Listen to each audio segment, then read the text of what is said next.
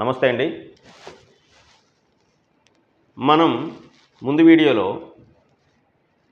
మన సొసైటీలో middle class family face చేస్తున్నటువంటి ఫైనాన్షియల్ ప్రాబ్లం గురించి డిస్కస్ చేయడం జరిగింది.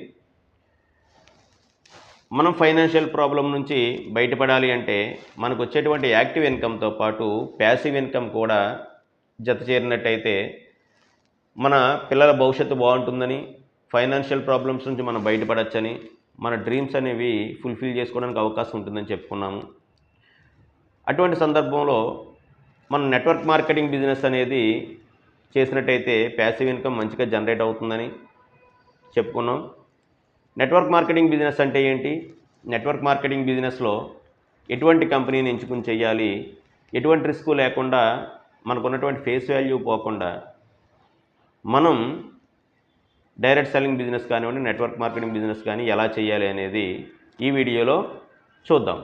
విషయంలోకి వెళ్ళబోయే ముందు మన ఛానల్ని సబ్స్క్రైబ్ చేయండి, వీడియోని లైక్ చేయండి, 10 మందికి షేర్ చేయండి. ఛానల్ని సబ్స్క్రైబ్ చేయడం ద్వారా మనకు తెలుసున్నటువంటి కమ్యూనిటీలో ఈ వీడియో అనేది కొన్ని వేల మందికి చేరుతుంది. వాళ్ళందరిలోకి ఎవరికైనా ఇటువంటి అవకాశాన్ని అందిపుచ్చుకునేటువంటి అవకాశం ఉన్నట్టయితే వాళ్ళకి హెల్ప్ అవుతుందని చెప్పేసి చెప్తున్నాను. మన వీడియోని సబ్స్క్రైబ్ చేయండి, లైక్ చేయండి, షేర్ చేయండి. ఇక విషయంలోకి వస్తే ఇండియన్ ప్లానింగ్ కమిషన్ ఇచ్చినటువంటి రిపోర్టు ప్రకారం మన దేశంలో ఒక కుటుంబం నెలసరి సంపాదనకి చేసేటువంటి ఎంత ఖర్చు అవుతుంది ఏంటి అనేది ఇక్కడ మనకి చూద్దాం. 1920లో ఒక కుటుంబం నెలకి రూపాయి సంపాదిస్తే అయ్యేటువంటి ఖర్చు 40 పైసలు మాత్రమే.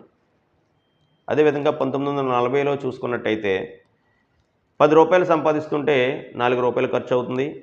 1960లో 100 రూపాయలు సంపాదిస్తుంటే 90 రూపాయలు ఖర్చు అవుతుంది. 1980లో 1000 రూపాయలు సంపాదిస్తుంటే 800 ఖర్చు అవుతుంది. అదే 2000 సంవత్సరంలో 10,000 సంపాదిస్తుంటే 9,000 రూపాయలు ఖర్చు అయ్యేటువంటి పరిస్థితిని చూసాము. అదేవిధంగా 2015లో చూసుకున్నట్టయితే ఒక కుటుంబం 50,000 రూపాయలు సంపాదిస్తుంటే మనకు అయ్యేటువంటి ఖర్చు, ఆ కుటుంబానికి అయ్యేటువంటి ఖర్చు 40,000. అదేవిధంగా 2025 నాటికి ఒక ఫ్యామిలీకి ప్రస్తుతం ఉన్నటువంటి పరిస్థితుల యొక్క ఖర్చులు చూసుకున్నట్టయితే 1,00,000 రూపాయలు సంపాదించాల్సినటువంటి అవసరం ఉంది. అంటే ఒక ఫ్యామిలీ ఎటువంటి ఇబ్బంది లేకుండా పిల్లలు చక్కగా చదివించుకుంటూ లైఫ్ లీడ్ చేయాలి అంటే కనుక మినిమం నెలసరి ఖర్చు 90,000 ఉండాల్సిన అవసరం ఉంది. నిజంగా మనం నెలకి 1,00,000 రూపాయలు సంపాదిస్తున్నాము లేదని చెప్పాలి. సో ఈ పరిస్థితిని చూసుకున్నట్టయితే 2030 నాటికి మన ఖర్చు ఎంత అవుతుంది, కుటుంబానికి మనం ఎంత సంపాదించాల్సిన అవసరం ఉంది అనేది మనం ఒకసారి ఊహించుకోవచ్చు. అయితే మనం చదువుకునే రోజుల్లో ఒక మనిషి ఆరోగ్యంగా ఉండాలి అంటే ప్రోటీన్స్ ఉండాలి, విటమిన్స్ ఉండాలి, కార్బోహైడ్రేట్స్, తర్వాత న్యూట్రిషన్కి సంబంధించినటువంటి ఫుడ్ తీసుకోవాలని చెప్పేసి చదువుకున్నాం మనం.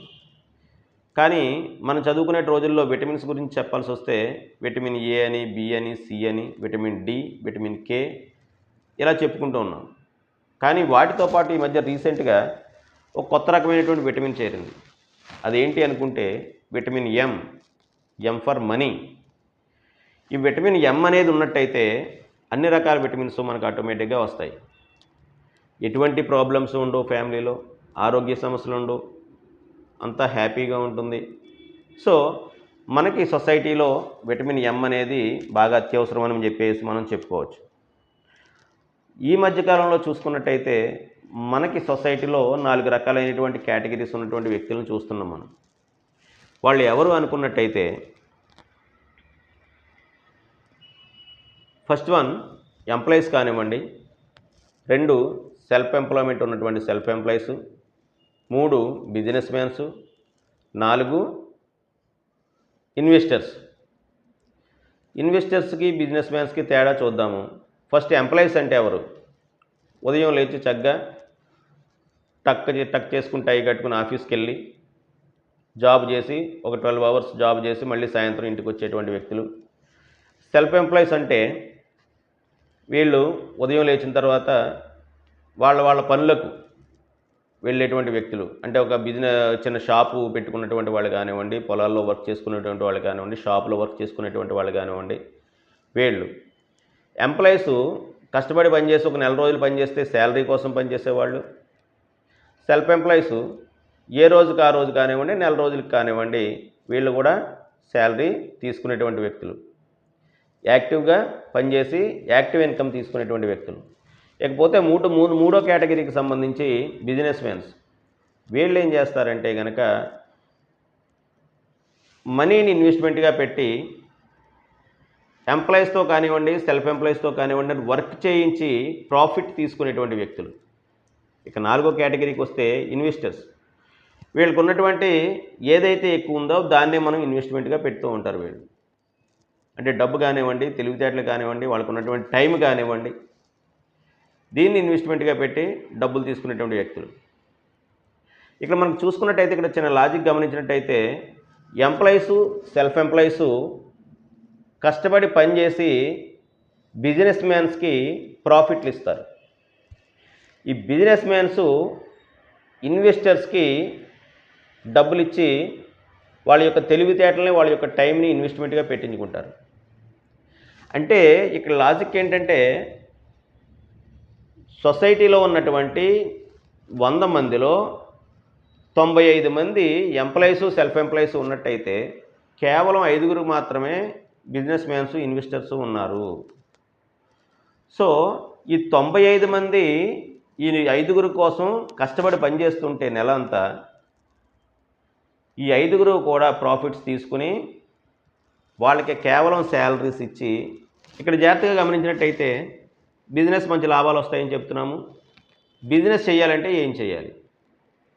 ఇన్వెస్ట్మెంట్ ఉండాలి, రిస్క్ బేర్ చేయాలి, at the same time experience కూడా ఉండాలి.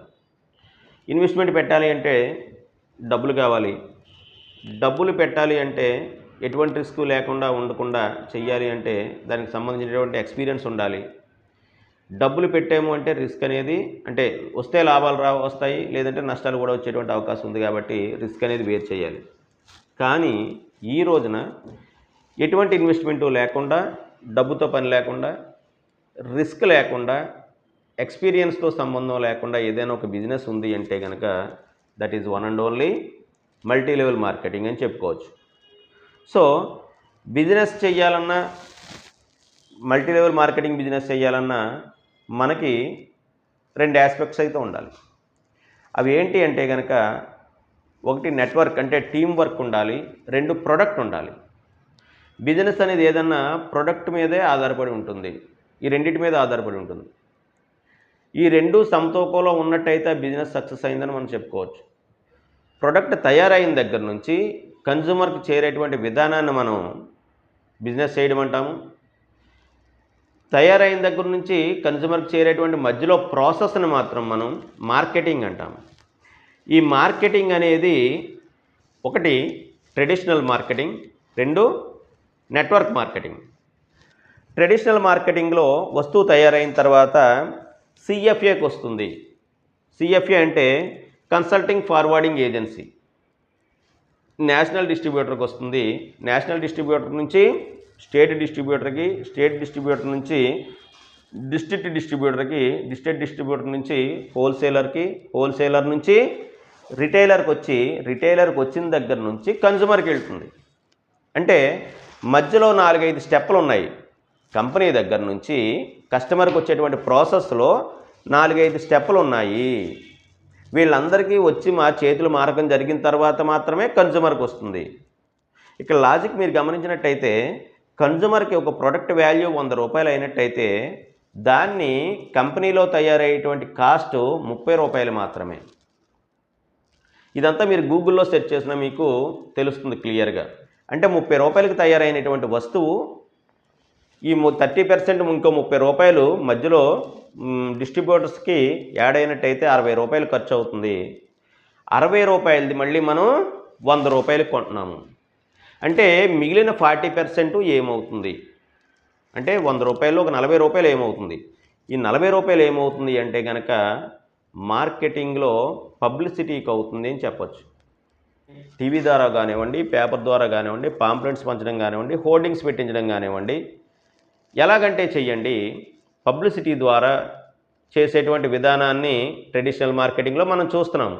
ఈ పబ్లిసిటీకి ₹100 ప్రోడక్ట్కి ₹40 ఖర్చు అనేది పబ్లిసిటీకే అవుతుంది. సో వస్తువు తయారైనటువంటి కాస్ట్ ₹30, కస్టమర్కి వచ్చేటువంటి కాస్ట్ ₹100. మిగిలిన మధ్యలో ₹70 వేరియేషన్ ఏదైతే ఉందో ఆ ₹70కి ₹30 మళ్ళీ ఈ ట్రెడిషనల్ మార్కెటింగ్లో ఉన్నటువంటి డిస్ట్రిబ్యూటర్స్కి వస్తుంటే ₹40 పబ్లిసిటీ ఖర్చు అవుతుంది. ఇది ట్రెడిషనల్ మార్కెట్లో జరిగేటువంటి విధానం. ఇకపోతే మనకి డైరెక్ట్ సెల్లింగ్ మార్కెటింగ్లో, నెట్వర్క్ మార్కెటింగ్లో ఏ విధంగా ఉంటుంది అంటే, ప్రోడక్టు ఏది తయారు చేసేటువంటి కంపెనీతోటి మన డైరెక్ట్ సెల్లింగ్ కంపెనీ టైఅప్ అయ్యి డైరెక్ట్గా ₹30కి తీసుకుని, మనకి కంపెనీ నుంచి తయారైనటువంటి వస్తువు మన డైరెక్ట్ సెల్లింగ్ కంపెనీ ₹30కి తీసుకుని ₹30 వస్తువుని కస్టమర్కి ₹100కి ఇస్తుంది. ఇక్కడ కూడా ఇక్కడ ₹100కి ఇస్తుంటే మిగిలిన ₹70, ₹30 వస్తువు ₹100కి తీసుకున్నట్టయితే కస్టమరు మిగిలిన ₹70 ఏం చేస్తుంది అంటే, ఒక ₹30 కంపెనీ డెవలప్మెంట్కి కానివ్వండి, ఎస్టాబ్లిష్మెంట్కి కానివ్వండి కేటాయించి మిగిలిన ₹40 ఏదైతే ఉందో 40% కూడా ఎవరైతే కస్టమర్స్ పబ్లిసిటీ చేస్తున్నారో కంపెనీ గురించి, ప్రోడక్ట్ గురించి, వాళ్ళకి ఈక్వల్గా డిస్ట్రిబ్యూట్ చేస్తుంది. ఇక్కడ పబ్లిసిటీ ట్రెడిషనల్ మార్కెటింగ్లో పబ్లిసిటీకి అయ్యేటువంటి ఖర్చు మొత్తం కూడా తీసుకొచ్చి మనకి డైరెక్ట్ సెల్లింగ్ నెట్వర్క్ మార్కెటింగ్లో ఎవరైతే పబ్లిసిటీ చేస్తున్నారో వాళ్ళకి షేర్ చేస్తుంది. డైరెక్ట్ సెల్లింగ్ కంపెనీలో ప్రోడక్ట్ గురించి, కంపెనీ గురించి ఎవరు పబ్లిసిటీ చేస్తారు? Customer to customer mouth publicity అనేది జరుగుతుంది. సో మనం జాగ్రత్తగా గమనించినట్టయితే, యాజ్ ఏ కస్టమర్గా నేను 10 మందికి చెబుతాను.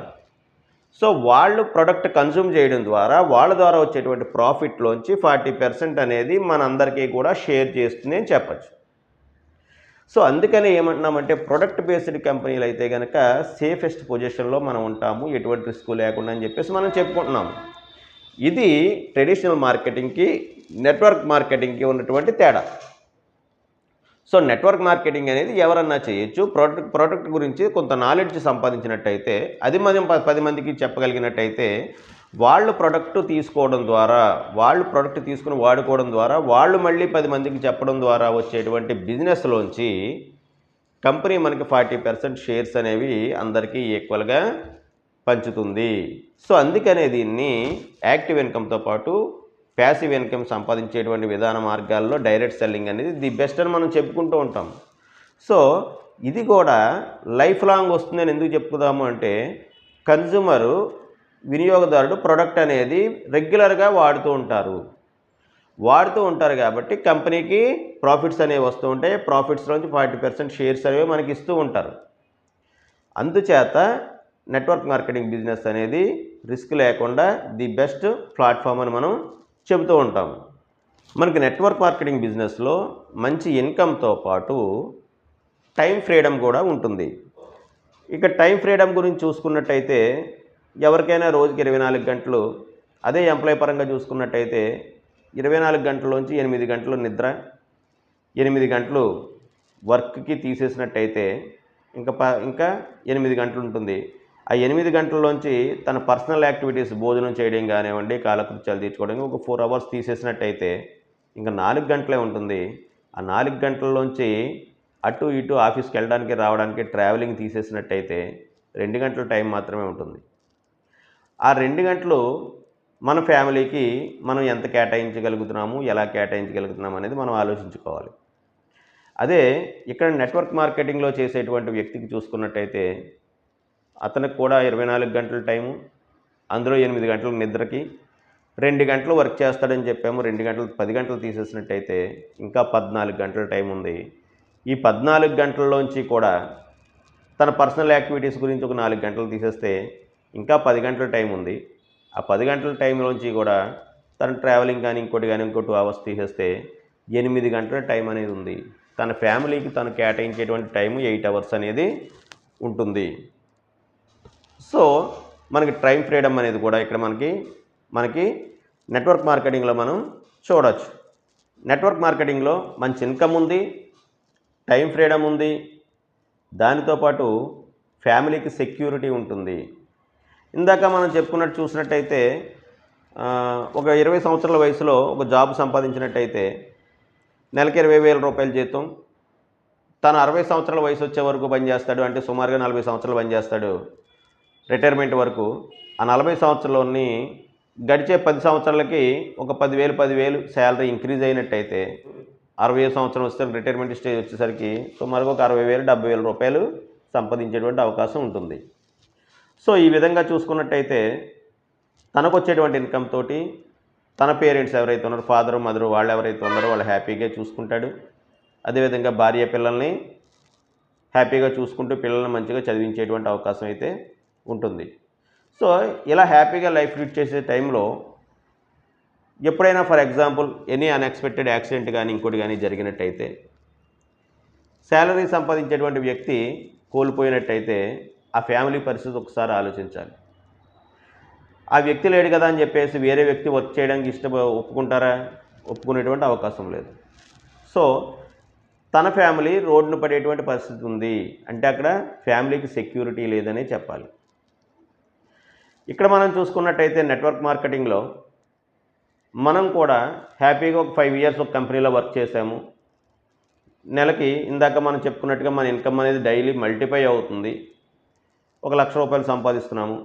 సంపాదించే టైంలో ఇక్కడ కూడా ఆ వ్యక్తికి ఎనీ అన్ఎక్స్పెక్టెడ్ ఇన్సిడెంట్ ఏదన్నా మధ్యలో ఏమన్నా యాక్సిడెంట్ కూడా జరిగినట్టయితే, ఆ వ్యక్తిని కోల్పోయినట్టయితే, ఆ వ్యక్తి లేడు కదా అని చెప్పేసి కింద టీం అయితే ఆగిపోదు. వాళ్ళు బిజినెస్ చేస్తూ ఉంటారు. వాళ్ళు బిజినెస్ చేయడం ద్వారా ఇన్కమ్ అనేది వస్తుంది. ఆ ఇన్కమ్ అనేది ఆ వ్యక్తి ఉన్నా లేకపోయినా తన ఫ్యామిలీకి అనేది, నామినీకి అనేది ఇవ్వడం జరుగుతుంది.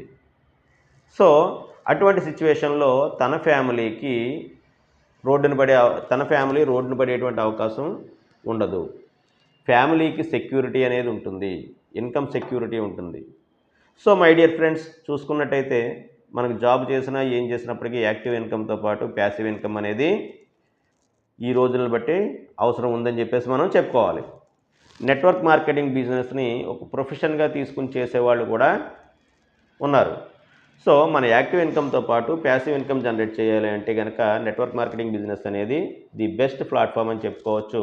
నెట్వర్క్ మార్కెటింగ్ బిజినెస్ చేయాలి అంటే ఎటువంటి కంపెనీని ఎంచుకోవాలి, ఎటువంటి ప్రోడక్ట్ ఉన్నటువంటి కంపెనీని ఎంచుకోవాలి అనేది మనం నెక్స్ట్ వీడియోలో చూడొచ్చు.